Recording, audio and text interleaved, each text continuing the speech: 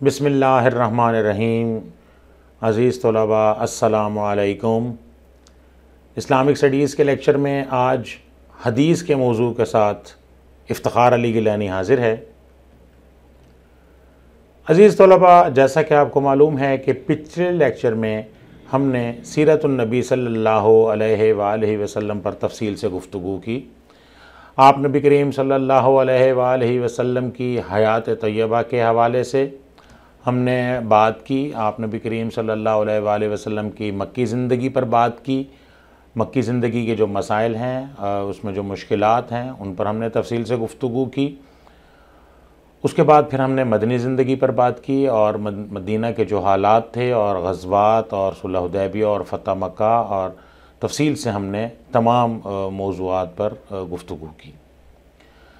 अज़ीज़ तलबा, आज का मौजू बहुत अहम है। हदीस, आप जानते हैं हदीस किसे कहते हैं कि आप नबी करीम सल्लल्लाहु अलैहि वसल्लम के फ़रमान को हदीस कहते हैं। तो आज इस मौजू पर गुफ्तगू करने से पहले मैं इसका एक अमूमी सा तारुफ़ आपकी खिदमत में पेश करता हूँ। हदीस का जो लुग़वी मायने है, अरबी में हदीस को बात करते हैं, वो कहते हैं गुफ्तगू, ख़बर, नई बात, नई चीज़, नया वाक़या, कलाम, यानी आपस में जो गुफ्तगू, जैसे हम आपस में गुफ्तगू करते हैं तो इसको हदीस कहा जाता है। जैसे हम आपस में गुफ्तगू करते हुए कहते हैं और सुनाओ, तो हदीस को अरब में इस चीज़ से याद किया जाता है। कोई नया वाक़या हो जाए, कोई अहम और काबिल ज़िक्र वाक़या भी हदीस कहलाता है। इसी तरह जब हम इसके इस्तिलाही मीनिंग की तरफ आते हैं तो हर वो चीज़ जो नबी करीम सल्लल्लाहु अलैहि वसल्लम की ज़ात बाबरकत से निस्बत रखती है वो हदीस कहलाती है। इसमें आप नबी करीम सल्लल्लाहु अलैहि वसल्लम के अफ़आल, अक़वाल और अहवाल शामिल हैं। जब हम हदीस की अक़साम की बात करते हैं तो हदीस की मतन के लिहाज से तीन बड़ी किस्में हैं। इसमें कौली, फ़ेली और तकरीरी। कौली हदीस कौन सी होती है? जो आप नबी करीम सल्लल्लाहु अलैहि वसल्लम ने जो इरशाद फरमाया। फ़ेली, जो आपने अमल किया।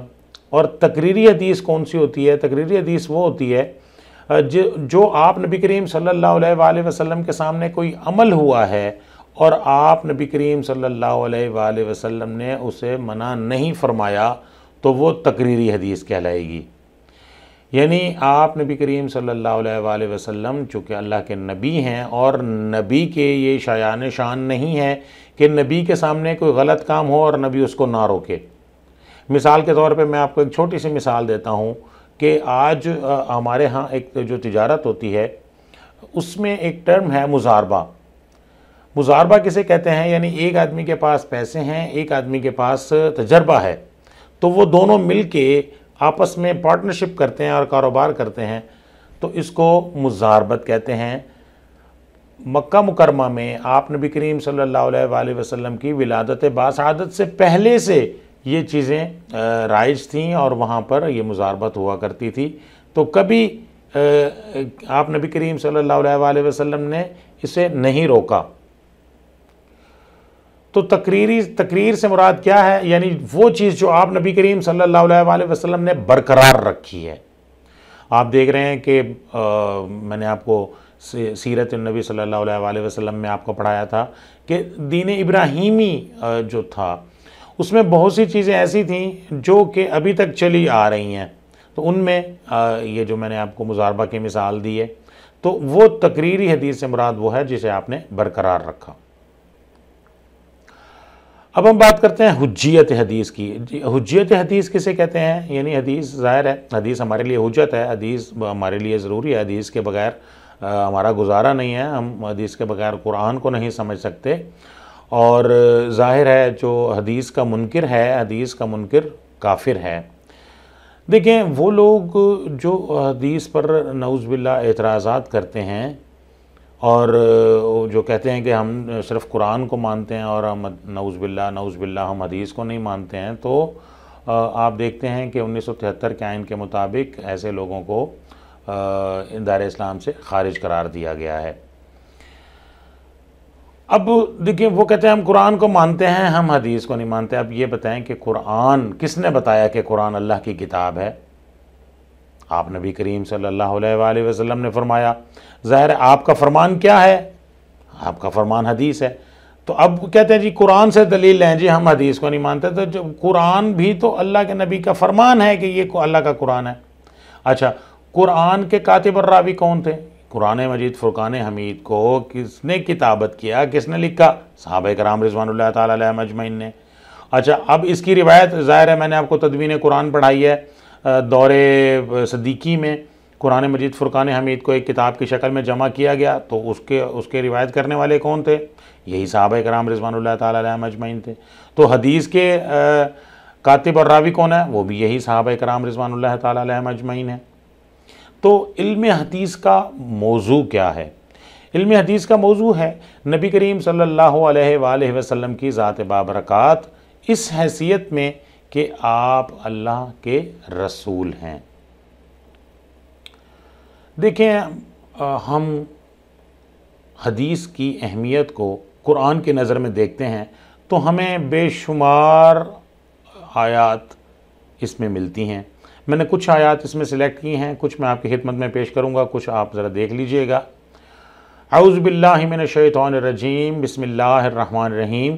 یا ایہا الذین آمنوا اطیعوا اللہ و اطیعوا الرسول، اے وہ لوگو جو ایمان لائے ہو، اللہ کی اطاعت کرو اور اس کے رسول کی اطاعت کرو۔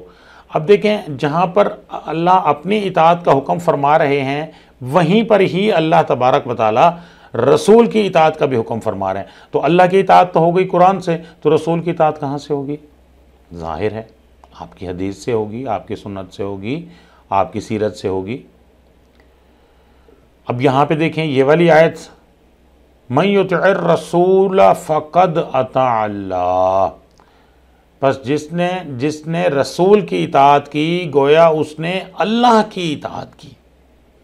اب یہاں پر تو رسول کی اطاعت کو ہی گویا اللہ کی اطاعت کہا گیا ہے۔ تو یہاں سے ہمیں پتہ چلتا ہے کہ آپ نبی کریم صلی اللہ علیہ وآلہ وسلم کی اطاعت کہاں سے ہوگی؟ حدیث سے ہوگی۔ تو یہاں سے ہمیں پتہ چلا کہ حدیث از دا موسٹ امپورٹنٹ تھنگ۔ اب یہاں تو بات ہی ختم کر دی۔ اللہ تعالیٰ فرما رہے ہیں اعوذ باللہ من الشیطان الرجیم، وما ينطق عن الهوى ان هو الا وحی یوحی، کہ نبی اپنی زبان سے اس وقت تک نہیں بولتے جب تک وحی نہیں آ جاتی۔ یعنی نبی کریم صلی اللہ علیہ وآلہ وسلم سے کی زبان مبارک سے نکلا ہوا ہر لفظ، ہر حرف اللہ تبارک و تعالیٰ کی طرف سے ہے۔ لَقَدْ كَانَ لَكُمْ فِي رَسُولِ اللَّهِ أُسْوَةٌ حَسَنَةٌ، نبی کریم صلی اللہ علیہ وآلہ وسلم کی زندگی ہمارے لیے اسوہ حسنہ ہے، ایک بہترین عملی نمونہ ہے۔ تو وہ بہترین عملی نمونہ ہمیں کہاں سے پتہ چلے گا؟ جی بالکل ظاہر ہے، ہمیں حدیث سے پتہ چلے گا، ہمیں سیرت مبارکہ سے پتہ چلے گا۔ قُلْ إِن كُنتُمْ تُحِبُّونَ اللَّهَ فَاتَّبِعُونِي يُحْبِبْكُمُ اللَّهُ، اے نبی صلی اللہ علیہ وآلہ وسلم آپ ان سے فرما دیجئے اگر تم اللہ سے محبت کرتے ہو تو فَاتَّبِعُونِی، میری پیروی کرو، یُحْبِبْکُمُ اللہ، اللہ تم سے محبت کریں گے۔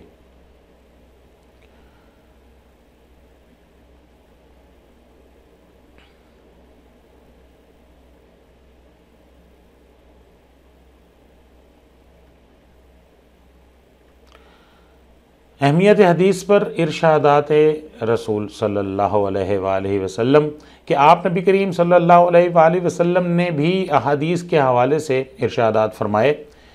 میں کچھ احادیث آپ کی خدمت میں پیش کرتا ہوں۔ آپ نبی کریم صلی اللہ علیہ وآلہ وسلم کے ارشاد پاک کا مفہوم ہے کہ اللہ تعالیٰ اس شخص کے چہرے کو رونق اور روشنی عطا فرمائے جس نے میری بات سنی اور پھر یاد رکھی، یہاں تک کہ یہ بات اس شخص تک پہنچا دی جس نے اسے نہیں سنا۔ یہ ابو داؤد کی حدیث ہے۔ تم پر لازم ہے کہ میری اور میرے ہدایت یافتہ خلفاء کی سنت پر قائم رہو اور اس پر جم جاؤ۔ جس نے میری سنت کو زندہ کیا اس نے میرے ساتھ محبت کی، اور جس نے میرے ساتھ محبت کی وہ جنت میں میرے ساتھ ہوگا۔ اللہ ہمیں بھی آپ نبی کریم صلی اللہ علیہ وآلہ وسلم کا ساتھ نصیب فرمائیں۔ میں تم میں دو ایسی چیزیں چھوڑے جا رہا ہوں، جب تک تم انہیں تھامے رہو گے ہرگز گمراہ نہیں ہوگے، وہ اللہ کی کتاب اور میری سنت ہے۔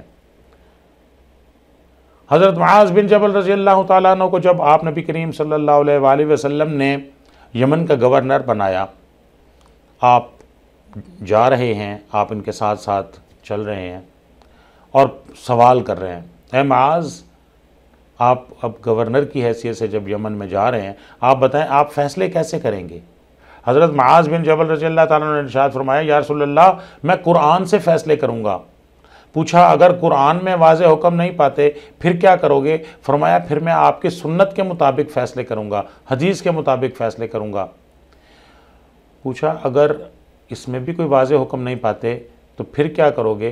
فرمایا پھر میں اجتہاد کروں گا۔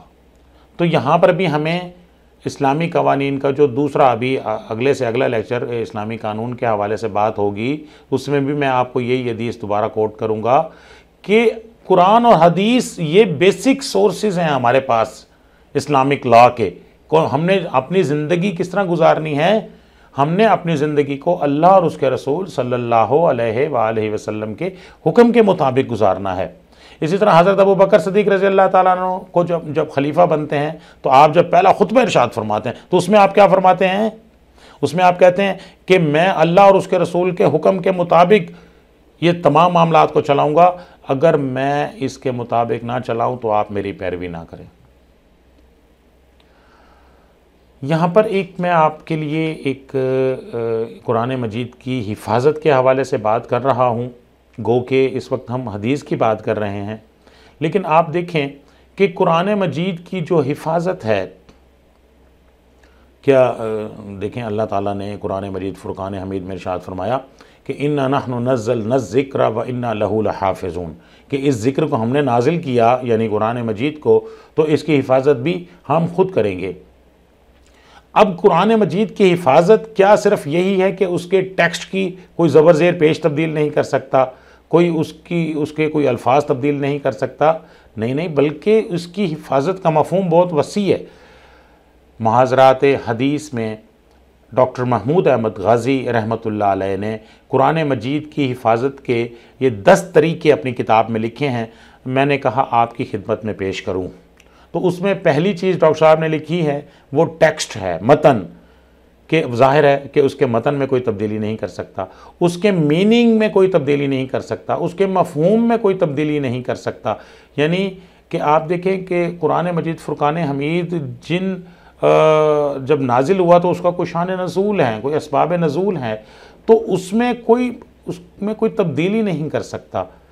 دیکھیں زبان، قرآن کی زبان کون سی ہے؟ عربی۔ آج دنیا میں کتنی زبانیں آئیں اور صفحہ ہستی سے مٹ گئیں، آج ان زبانوں کا نام و نشان تک نہیں ہے، لیکن عربی زبان اللہ تبارک و تعالیٰ نے قرآن کی زبان کو محفوظ کیا ہے کہ آج تک کتنے ممالک کی سرکاری زبان عربی ہے، اور عربی بھی وہی ہے جو آپ نبی کریم صلی اللہ علیہ وآلہ وسلم کے زمانے میں تھی۔ یعنی اگر اس زمانے کا کوئی آدمی آ جائے تو آج جب وہ جیسی عربی بولے گا تو وہ عربی سمجھ بھی آئے گی اور اس کا جواب بھی دیا جائے گا۔ اسی طرح قرآن پاک اور سنت پر اجتماعی عمل، دیکھیں ہم نماز پڑھتے ہیں، ہم روزہ رکھتے ہیں، ہم اسلامی قوانین پر عمل کرتے ہیں، اسلام کے مطابق اپنی زندگی گزارتے ہیں۔ آپ مجھے بتائیں ہم میں سے کتنے لوگ ایسے ہیں جنہوں نے نماز پڑھنے سے پہلے بخاری شریف نکالی ہو اور اس میں نماز پڑھنے کا طریقہ پڑھا اور پھر نماز پڑھنا شروع کی ہو؟ ہم بھی نماز پڑھ رہی ہیں، ہم بھی ان کے ساتھ، ظاہر ہے جب چھوٹے بچے ہیں تو آپ بھی ایسے کرتے ہوں گے، ہم نے بھی ایسے کیا ہے اور ہمارے بچے بھی ایسے کرتے ہیں کہ امی جب سجدے میں جا رہی ہیں تو جناب ہم پورے کے پورے لیٹے ہیں جب چھوٹے بچے ہیں۔ تو یہ ہم اچھا، پھر اس کے بعد مسجد میں جانا، مساجد میں جو نمازیں ہو رہی ہیں تو یہ اسی وقت سے دور رسالت سے ہو رہی ہیں اور آج تک ہو رہی ہیں، اور اسی طرح مسجدیں آباد ہیں اور قیامت تک آباد رہیں گی۔ تو یہ ایک قرآن پاک اور سنت پر ایک اجتماعی عمل، جیسے رمضان المبارک کا بابرکت مہینہ، رمضان المبارک کے بابرکت مہینے میں ہم روزے رکھتے ہیں، تو ہم میں سے کتنے لوگ ایسے ہیں جو روزہ رکھنے سے پہلے ذرا بخاری شریف ذرا مسلم شریف دیکھ لیں، حدیث کی کتابوں میں دیکھیں روزہ کیسے رکھا جاتا ہے، ذرا قرآن کو پہلے دیکھ لیں.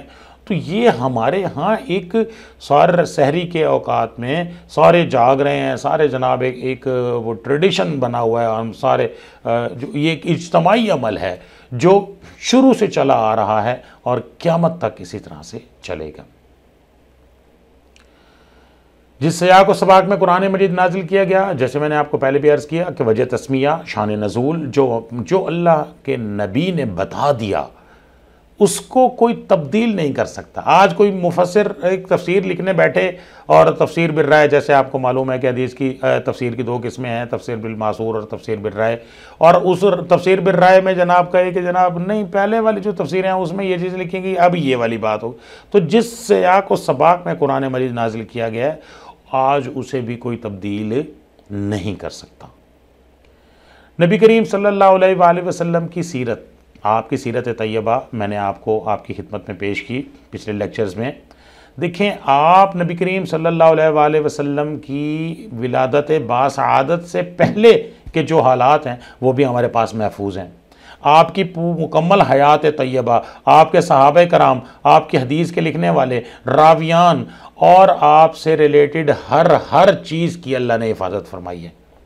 اور یہاں تک کہ آپ نبی کریم صلی اللہ علیہ وآلہ وسلم کا اسلحہ مبارک کون سا ہوتا تھا، آپ کی اونٹنیوں کے نام، آپ کی بکریوں کے نام، آپ کے گھوڑوں کے نام، یعنی یہ تمام تفصیلات ہمارے پاس مکمل اسی طرح سے موجود ہیں جیسے اس وقت تھیں اور قیامت تک ایسے رہیں گی. تو اللہ نے کیوں کہ اللہ نے ارشاد فرمایا، جیسے میں نے وہ آیت ابھی آپ کی خدمت میں پیش کی، لَقَدْ كَانَ لَكُمْ فِي رَسُولِ اللَّهِ أُسْوَةٌ حَسَنَةٌ، نبی کریم صلی اللہ علیہ وآلہ وسلم کی زندگی ہمارے لیے اسوہ حسنہ ہے. تو وہ اسوہ حسنہ اگر ہمارے پاس یہ سیرت طیبہ نہ ہوتی، اگر ہمارے پاس یہ احادیث نہ ہوتی تو ہمیں کیسے پتہ چلتا، اس آیت پر عمل کیسے ہوتا؟ تو اس آیت سے ریلیٹڈ جتنی بھی چیزیں تھیں اللہ تبارک و تعالیٰ نے ان تمام چیزوں کی حفاظت فرمائی ہے اور قیامت تک یہ اسی طرح حفاظت میں رہیں گی. نسب نامہ، جیسے میں ابھی بات کر رہا تھا کہ آپ نبی کریم صلی اللہ علیہ وآلہ وسلم کی آمد سے پہلے کے نسب نامے، ایون کہ جانوروں کے نسب نامے موجود ہیں، وہ سارے کے سارے واقعات آج ہمارے پاس موجود ہیں. استوانہ حنانہ، میں نے آپ کو سیرت میں بتایا تھا کہ استوانہ حنانہ کسے کہتے ہیں کہ وہ درخت جو مسجد نبوی میں ریاض الجنہ میں جب آپ نبی کریم صلی اللہ علیہ وآلہ وسلم اس درخت کے ساتھ ٹیک لگا کر بیٹھتے تھے اور وہ درخت سے جب اٹھ کے آپ جانے لگے تو یہ رونے لگا، آپ نے اس کو تھپکی دی. تو یہ ایسے واقعات یہ سب کے سب ہمارے پاس محفوظ ہیں. آپ نبی کریم صلی اللہ علیہ وآلہ وسلم کی سنت، آپ کی سنت، مسواک کرنا سنت ہے، داڑھی رکھنا سنت ہے، اور جتنی بھی سنتیں ہیں آپ نبی کریم صلی اللہ علیہ وآلہ وسلم کی، پانی بیٹھ کر پینا، دائیں ہاتھ سے کھانا، تو یہ ساری جو سنتیں ہیں یہ ساری کی ساری سنتیں اب ظاہر ہے کہ جب اللہ کی اطاعت کرنی ہے اور اس کے رسول کی اطاعت کرنی ہے، جب اللہ نے قرآن میں یہ کہہ دیا تو اللہ نے اپنے نبی کی سنت کی بھی حفاظت کی ہے اور قیامت تک وہ ہمارے پاس رہے گی. صحابہ کرام رضوان اللہ تعالیٰ علیہم اجمعین کے حالات دیکھیں. میں یہاں کسی مذہب کو کرٹیسائز نہیں کرتا ہوں، دنیا میں کوئی مذہب ایسا نہیں ہے جس میں ان کے پاس تو ان کے نبی کے بھی مکمل حالات زندگی نہیں ہیں، چہ جائے کہ ان کے حواریوں کے حالات ہوں. ہمارے پاس تقریباً 15,000 صحابہ کرام رضوان اللہ تعالیٰ علیہم اجمعین کا مکمل ڈیٹا موجود ہے، مکمل بایوگرافی موجود ہے، ان کی تاریخ پیدائش سے لے کے تاریخ وفات تک کہ انہوں نے ساری زندگی کیسے گزاری، ان کا آکوپیشن کیا تھا، وہ کرتے کیا تھے، انہوں نے ساری زندگی ان کا کریکٹر کیا تھا، ان کا کردار کیا تھا، وہ مکمل چیزیں ہمارے پاس آج موجود ہیں. اسی طرح علم الرجال، علم الرجال کسے کہتے ہیں؟ حدیث کے قبول اور رد ہونے کے اصول حدیث آگے بات آئے گی تو اس میں راوی، جس بندے سے کوئی ایک حدیث بھی روایت کی گئی ہے اسے راوی کہتے ہیں. تو ان راویوں کی زندگی کا بایو ڈیٹا محدثین نے، اللہ انہیں کروٹ کروٹ جنت نصیب کرے، انہوں نے بہت بڑا کام کیا ہے کہ ہمارے لیے انہوں نے اتنا بڑا کام کر رکھا ہے کہ تمام راویوں کی زندگی کا مکمل بایو ڈیٹا، اور یہ ایک دو نہیں ہیں، درجنوں نہیں، سینکڑوں نہیں، ہزاروں بھی نہیں، لاکھوں کی تعداد میں جن سے ایک حدیث بھی روایت کی گئی ہے، اس کی زندگی کا پورا بایو ڈیٹا محدثین نے اسے لکھ کے ہمارے سامنے پیش کر دیا۔ عزیز طلباء، ابھی ہم بات کریں گے تدوین حدیث۔ تدوین حدیث ایک بہت اہم موضوع ہے کہ حدیث ہم تک کیسے پہنچی ہے، حدیث کیسے مدون ہوئی، حدیث کیسے کمپائل ہوئی، حدیث کو کیسے اکٹھا کیا گیا۔ تو میں اس کے سٹیپ بائی سٹیپ آپ کی خدمت میں پیش کروں گا۔ پہلے ہم بات کریں گے دور رسالت۔ جب دور رسالت کی بات کرتے ہیں تو دور رسالت کے میں نے جیسے آپ کو پہلے بھی عرض کی تھی کہ اس کے دو ادوار ہیں، مکی دور اور مدنی دور۔ مکی دور کی جب بات کرتے ہیں تو مکی دور کو جیسے میں نے آپ کی خدمت میں عرض کی تھی کہ مکی دور پہلے 3 سال خفیہ تبلیغ میں نے آپ کو بتایا تھا۔ مکہ مکرمہ میں ذرا یہ بات پہلے سمجھ لیں کہ مکہ مکرمہ میں اوورآل، میں مسلمانوں کی بات نہیں کر رہا ہوں، اوورآل پڑھے لکھے افراد کی تعداد بہت کم ہے، 10-12 کی روایت آتی ہے۔ اب ان میں مسلمان کتنے ہیں؟ اچھا، اب جو 3 سال کے خفیہ تبلیغ ہے، خفیہ تبلیغ کے بعد جب آپ نے اعلانیہ تبلیغ کی تو میں نے آپ کو کیا بتایا تھا کہ اعلانیہ تبلیغ میں مشکلات کا پہاڑ ہے، پرابلمز ہی پرابلمز ہیں۔ مشرکین مکہ نے ظلم اور ستم کی انتہا کی ہوئی ہے، انہوں نے ہمارا جینا دوبر کیا ہوا ہے، ہم وہاں مکہ مکرمہ میں سکون سے زندگی نہیں گزار سکتے ہیں کہ صحابہ کرام کو وہاں سے ہجرت کرنا پڑ رہی ہے، حبشہ میں جا رہے ہیں، پھر جناب دوسری ہجرت حبشہ ہو رہی ہے، اور پھر جناب شیب ابی طالب میں محصور کیا جا رہا ہے۔ اب ایسے حالات میں آپ مجھے بتائیں کہ قرآن مجید تو نازل ہو رہا ہے اور بڑی تیزی کے ساتھ نازل ہو رہا ہے، اور قرآن مجید فرقان حمید کی باقاعدہ کتابت کی جا رہی ہے۔ میں آپ کو یہاں پر ایک چھوٹا سا یہاں پہ میں آپ کو ریفرنس دیتا ہوں۔ حضرت عمر فاروق رضی اللہ تعالیٰ عنہ کے قبول اسلام کا واقعہ تو آپ کو علم ہے کہ آپ نے جب آپ جا رہے تھے تو کسی نے کہا پہلے اپنے گھر کی خبر لیں، تو جب آئے تو اپنی بہن سے آپ نے کیا فرمایا؟ مجھے دکھاؤ تم کیا پڑھ رہی ہو۔ یہاں سے کیا پتہ چل رہا ہے؟ دکھاؤ، اگر ہوتا سناؤ تو پھر تو پتہ ہاں جی جناب کوئی زبانی چیزیں چل رہی ہیں۔ قرآن مجید فرقان حمید کی کتابت پر خصوصی طور پر فوکس کیا گیا ہے کہ قرآن کو لکھنا ہے، قرآن کی کتابت کرنی ہے، کاتبین وحی ہیں وہ قرآن کی کتابت کر رہے ہیں۔ اب چونکہ ابھی اسلام نیا نیا ہے مکہ مکرمہ میں، ابھی اگر حدیثیں بھی لکھنی شروع کر دی جاتی تو قرآن کی کتابت میں ہار جاتا، نمبر 1۔ نمبر 2، ابھی قرآن اور حدیث ایک ملتی جلتی چیزیں ہیں، یعنی قرآن بھی وما ینطق عن الہویٰ ان ہو الا وحی یوحیٰ، جیسے میں نے ابھی آپ کی خدمت میں یہ آیت پیش کی ہے، نبی کی زبان سے نکلا ہوا ہر لفظ بھی اللہ کی طرف سے، وہ بھی وحی ہے۔ اب یہ وہ وحی مطلوع ہے، یہ وحی غیر مطلوع ہے، اس کی ہم تلاوت کرتے ہیں، اس کی ہم اس طرح سے تلاوت نہیں کرتے، لیکن باقی حدیث اسی طرح سے، حدیث کا بھی ہم اہتمام کرتے ہیں، اس کو بھی ہم اس کی بھی باقاعدہ آپ کو حفاظ حدیث بھی ملتے ہیں جو مفتیان ہوتے ہیں۔ تو یہاں میں آپ کی خدمت میں یہ عرض کرنا چاہ رہا ہوں کہ مکہ مکرمہ میں حدیثوں کو اس طرح سے نہیں لکھا گیا جس طرح سے لکھنا چاہیے تھا، کیونکہ اس وقت کے حالات نہیں تھے۔ لیکن ہاں میری طرف سے روایت کرو، اس میں کوئی حرج نہیں ہے۔ اگر آپ نے میری کوئی بات سنی ہے تو آپ صحابہ کرام کو آپس میں بیٹھ کے آپ ڈسکشن کر سکتے ہیں، لیکن مکہ مکرمہ میں ابھی لکھنے کی اس طرح سے، لیکن بعض لوگ تو اس حدیث پر بھی ان کے تحفظات ہیں۔ لیکن اگر یہ مان بھی لیا جائے تو مکہ میں ظاہر ہے ابھی اس وقت حالات اس طرح کے نہیں ہیں کہ وہاں پر حدیثوں کو لکھا جائے۔ لیکن جب مدینہ کی بات کرتے ہیں، اب مدینہ میں ایک ریاست بن رہی ہے، ریاست میں مسجد نبوی ہے، مسجد نبوی میں اصحاب صفہ ہے، اور اصحاب صفہ کے بعد مدینہ میں نے آپ کو بتایا تقریباً 40 مساجد ہیں، اور ہر مسجد میں تعلیم کا باقاعدہ نظام ہے۔ اب صحابہ کرام رضوان اللہ تعالیٰ علیہم اجمعین، ایون کہ صحابیات لکھنا پڑھنا جان رہی ہیں اور حدیثوں کو لکھ رہی ہیں۔ حضرت عبداللہ بن عمر بن العاص رضی اللہ تعالیٰ عنہ، آپ نبی کریم صلی اللہ علیہ وسلم کی ہر بات کو لکھ لیتے ہیں۔ اب کسی نے کہا آپ ہر بات کو لکھتے ہیں ہو سکتا ہے اللہ کے نبی کبھی کس حال میں ہیں کبھی کس حال میں ہیں، تو آپ ہر بات کو لکھتے ہیں۔ آپ نے کہا اچھا اللہ کے نبی سے پوچھتا ہوں۔ جب آپ نے نبی کریم صلی اللہ علیہ وآلہ وسلم سے یہ دریافت کیا تو آپ نے کیا فرمایا؟ آپ نے فرمایا جو سنو وہ لکھو، قسم ہے اس ذات کی جس کے قبضے میں میری جان ہے، میری زبان سے سوائے حق کے کوئی اور بات نہیں نکلتی۔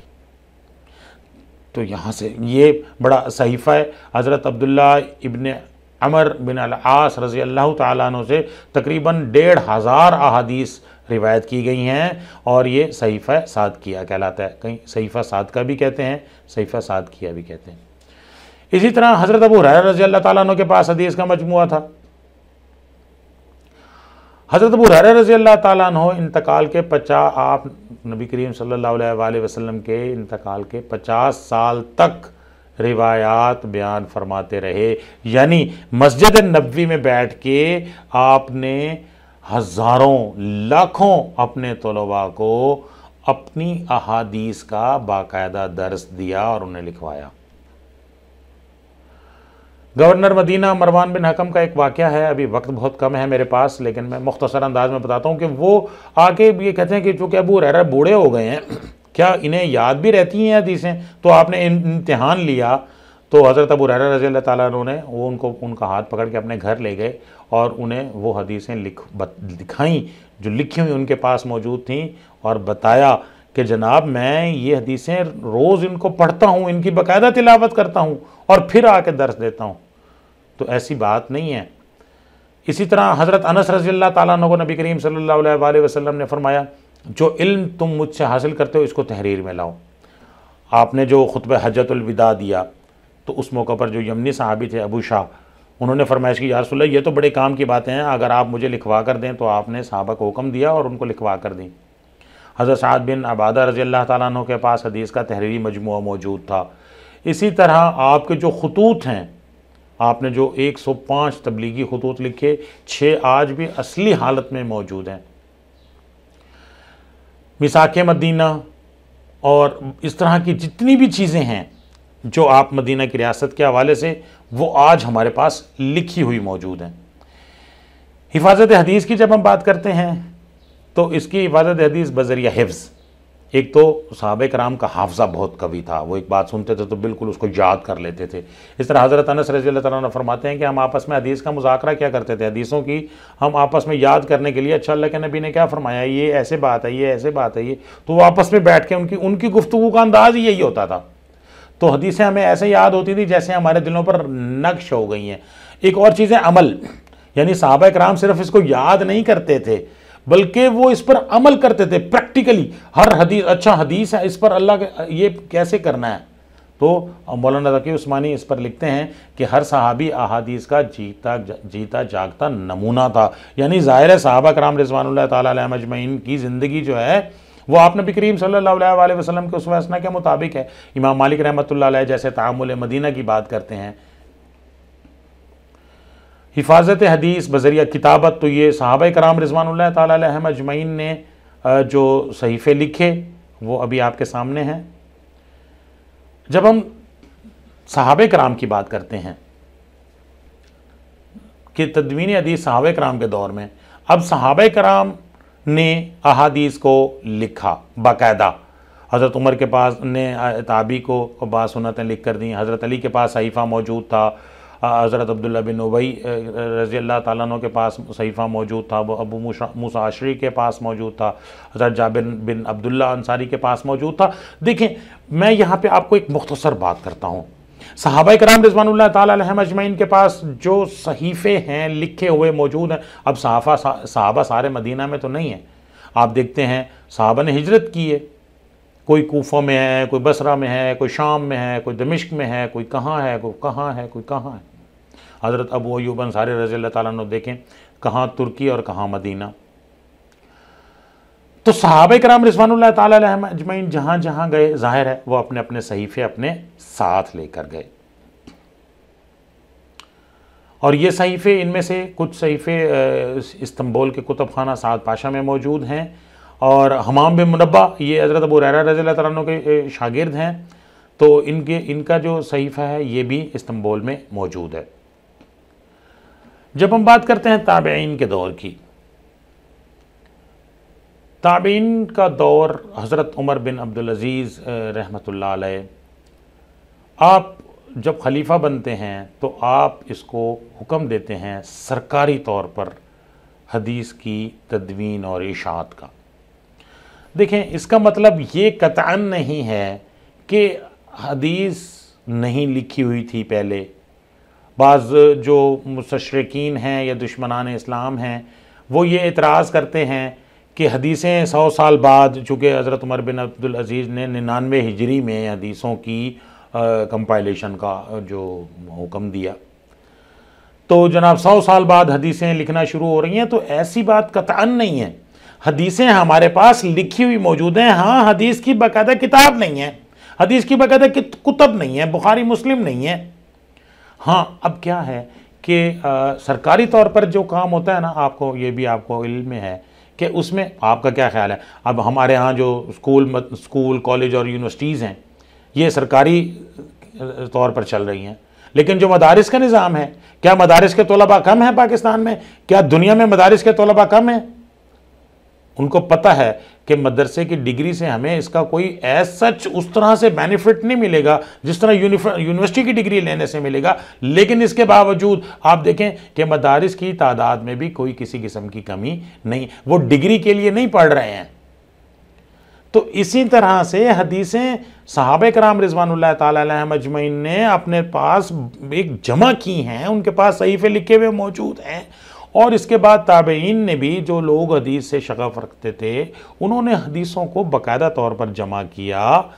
तो अब ये हमारे पास मजमूए आ गए हदीस के, काजी अबू बकर हैं और दीगर हैं, इस तरह के मजमूए हमारे पास मौजूद हैं।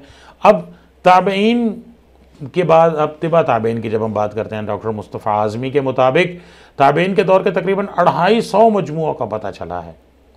मोहम्मद बिन इसहाक जो सीरत अव्वलीन सीरत निगार हैं, आपके इल्म में होगा, तो वो भी तिबा ताबईन में से हैं। और देखें बात क्या होती है, अब फितने हदीस वज़ा किया जाता है, लोग दीन इस्लाम में अब अपनी तरफ से हदीसें घड़ घड़ के इसमें शामिल कर रहे हैं। अब उसको कैसे कैसे कैसे उसके लिए सहाबा कराम रिज़वानुल्लाह ताला अलैहिम अजमईन ने असूल हदीस बनाए, वो मैं अभी आगे आपकी खिदमत में पेश करूँगा। यहाँ पर मैं एक और चीज़ आई है, तदवीन हदीस के 3 मराहिल हैं जो सैयद सुलेमान नदवी रहमतुल्लाह अलैह ने बयान फरमाए हैं कि पहले दौर में हर शख्स ने ज़ाती तौर पर अहादीस व सुनन को इकट्ठा किया। यानी आप देखें, इसको दौर रिसालत भी देख लें या दौर सहाबा कह लें या इसको आप ताबईन का दौर भी कह लें। अब क्या होता है कि अब सहाबा कराम रिज़वानुल्लाह ताला अलैहिम अजमईन ज़ाहिर है पूरी दुनिया में फैल जाते हैं। तो अब क्या है कि शहरों के सतह तक हदीसों को इकट्ठा किया जाता है। और फिर तीसरे फेज़ में क्या होता है कि फिर पूरी दुनिया से हदीसों को इकट्ठा करके और फिर ये जो सियासताए और हदीस की जो बाकायदा कुतब हैं ये हमारे सामने आती हैं। मैं आगे बढ़ने से पहले एक छोटी सी मिसाल आपकी खिदमत में पेश करता हूँ। देखें, आज हमारे लिए बड़ा आसान है, आप घर बैठ के मेरा लेक्चर सुन रहे हैं, आप दुनिया के किसी भी कोने में बैठे हैं, आप मुझे देख भी रहे हैं, मुझे सुन भी रहे हैं, और मैंने जो आपकी खिदमत में ये लिखा हुआ है ये भी आपके सामने है। बड़ा आसान है। अब मिसाल के तौर पे मैंने मुल्तान से इस्लामाबाद जाना है, मेरे लिए कोई मसला नहीं है, मैं अपनी जनाब गाड़ी निकालूं और इस्लामाबाद पहुंच जाऊं। तो मोटरवे का सफ़र है और बड़ा कंफर्ट सफ़र है। 5 घंटे में हम इस्लामाबाद होंगे, 3 घंटे में हम लाहौर होंगे। तो ये तो अब की बात है ना, लेकिन आज से 10 साल पहले की क्या सिनेरियो था, आज से 20 साल पहले क्या सिनेरियो था। किसी ने लाहौर जाना होता था तो वो जनाब इंतज़ार करता था कि जनाब ट्रेन कितने बजे जाएगी और बस कितने बजे जाएगी। और जनाब आज से 20 साल पहले सिर्फ एक बस है जो सुबह जाती है और एक बस शाम को जाती है। तो और वो भी इंतज़ार करना पड़ता है। जैसे आप छोटे छोटे इलाकों में जो वैन्स होती हैं, वैगनें होती हैं, तो जनाब सवारियों का इंतज़ार किया जाता है। जैसे सवारियों की तादाद पूरी होती है तो फिर वैगन चलती है। लेकिन आज हालात तब्दील हैं। हमने एक मुल्क से दूसरे मुल्क का सफ़र करना है, हम हवाई जहाज़ में बैठेंगे 2 घंटे की, 3 घंटे की, 8 घंटे की, 10 घंटे की, 12 घंटे की, 16 घंटे की फ़्लाइट है और हम जनाब पहुंच जाएंगे, कितने हज़ारों लाखों किलोमीटर का सफ़र जनाब तय हो जाएगा। लेकिन आप देखें कि जब हम तदवीन हदीस की बात करते हैं, जब आप इस सिनेरियो में आएँ, सफ़र नहीं है। सफ़र क्या है? घोड़े हैं, ऊंट है, इस पर सफ़र हो रहा है। आप देखें ऐसे हालात में, आप देखें ना, हम अगर अपनी गाड़ी में सफ़र करेंगे, हम 24 घंटे शीशे बंद हैं, एसी चल रहा है, हम सफ़र कर रहे हैं, गर्मी है, सर्दी है, नो प्रॉब्लम।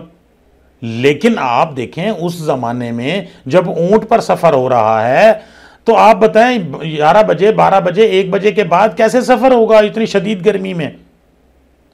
और न कोई सड़क है, न रास्ता है, जंगल बेआबान से जब तक काफिला तैयार नहीं होगा लोग जा नहीं सकते किसी एक जगह से दूसरी जगह, मूवमेंट बड़ी मुश्किल है। और एक और चीज़, जैसे टेक्नोलॉजी की जैसे मैं बात कर रहा था, टेलीफोन है, ईमेल है, और जनाब व्हाट्सएप है, और ये जूम है, और स्काइप है, और गूगल है, और ये चीज़ें, अब देखें ना, एक चीज़ इस तरह अगर ये चीज़ें उस वक्त होती, तो मेरे ख्याल में हदीस का भी कंपाइलेशन जो है वो बिल्कुल मिनटों में हो जाती, दिनों में ये सारा काम हो जाता। कि एक आदमी दूसरे को कहता कि जनाब तुम्हारे पास जितनी हदीसें हैं मुझे ईमेल कर दो, और जनाब वो एक दूसरे को ईमेल कर देते, और मुहद्दिसीन जो हैं कि मैं जनाब हदीस की किताब लिख रहा हूँ, आपके पास जो डाटा है वो मुझे ईमेल कर दें, उन्होंने ईमेल कर दिया, वो दुनिया के किस कोने में बैठे हैं, वो दुनिया के इस कोने में बैठे, और ये सारा कुछ हो जाता। तो भाईजान यहाँ पर तो आप देख रहे हैं कि एक सफ़र से दूसरे एक मदीना से कूफा जाने के लिए कई महीनों का सफ़र, कई महीनों की तैयारी है। तो यहाँ से हमें ये बात पता चल रही है। तो इसको हदीसों को कंपाइल करने में वक्त लगा, इसलिए क्योंकि उस वक्त इस तरह के वसाइल नहीं थे। मुख्तसर अंदाज में आपकी खिदमत में सिहाह-ए-सित्ता पेश करता हूँ, सिहाह-ए-सित्ता का तारुफ पेश करता हूँ। मोता इमाम मालिक को वैसे सिहाह-ए-सित्ता में शामिल किया जाता है क्योंकि इसकी जो हदीसें हैं ये 100% ऑथेंटिक बुक हैं, और इसलिए तमाम मुहद्दिसीन ने इनकी हदीसों को अपनी किताब में जगह दी है। और उसके बाद सही बुखारी, अल-जामी अस-सही अल-मसनद अल-मुख्तसर मिन उमूर रसूलुल्लाह सल्लल्लाहु अलैहि वसल्लम सुनना व अय्यामा, तो ये मुकम्मल नाम है इसका। और इसमें जो हदीस की जो तादाद है, अगर मुकर्ररात को निकालें तो तकरीबन 4000 अहादीस हैं। तो इमाम बुखारी रहमतुल्लाह अलैह ने एक क्या काम किया कि इससे पहले जितने भी हदीस के सहीफ़े थे उन तमाम अहादीस को इसमें अपनी किताब में जगह दे दी। इसी तरह आप एक बात नोट करेंगे कि जो सिहाह-ए-सित्ता के जितने भी मुसन्निफ़ीन हैं, आप देखेंगे कि इनमें ये सब के सब अजम के हैं। आप इमाम बुखारी बुखारा के हैं, इमाम मुस्लिम निशापुर के हैं, और इसी तरह सुनन अबू दाऊद, इनके बारे में रिवायत आती है कि ये पाकिस्तान के हैं। हमारे यहाँ सिहाह-ए-सित्ता के एक जो मुहद्दिस हैं वो पाकिस्तान के हैं। तो इनमें इन्होंने क्या किया, इसको अब हम कहते हैं सुनन अबू दाऊद। और सुनन क्या है? सुनन से मुराद वो हदीस है, आप देखें बुखारी शरीफ को निकालते हैं तो वो कहाँ से किस बाब से शुरू हो रही है? किताबुल ईमान से शुरू हो रही है। लेकिन जब हम देखते हैं सुनन अबू दाऊद को, तो इसकी तरतीब फ़िक़ही तरतीब है, यानी पहले किताबु तहारा, फिर किताबु सलात, फिर किताबु ज़कात, और इबादात के बाद फिर शख्सी मामलात। तो इस तरह से तो ये तमाम मरफू अहादीस होती हैं। मरफू हदीस किसे कहते हैं? मरफू हदीस नबी करीम सल्लल्लाहु अलैहि वसल्लम का कौल, फ़ेल और तकरीर होता है। मौकूफ़ किसी सहाबी का कौल, फ़ेल और तकरीर को कहते हैं, जबकि मक़तू किसी ताबी का कौल, फ़ेल और तकरीर होता है।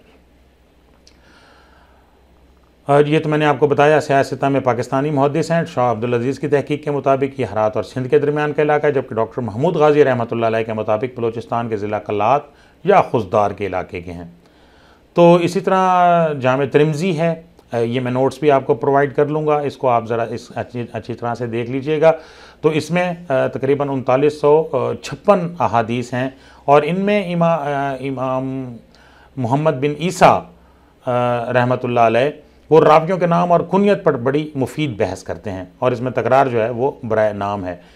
सुनन निसाई हैं, ये भी खुरासान के हैं, और इनके पास 5 लाख अहादीस का ज़ख़ीरा मौजूद था, जिसमें से 5761 अहादीस इन्होंने अपनी किताब में जगह दी है। सुनन इब्न माजा, ये भी इमाम अबू दाऊद के हम असर थे, और ये भी ईरान के शहर कज़वीन के हैं।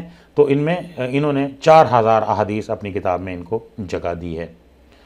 تو عزیز طلباء، آج کے لیکچر کا وقت یہیں پر اختتام پذیر ہوتا ہے۔ افتخار علی گیلانی کو اب اجازت دیجیے۔ اللہ حافظ۔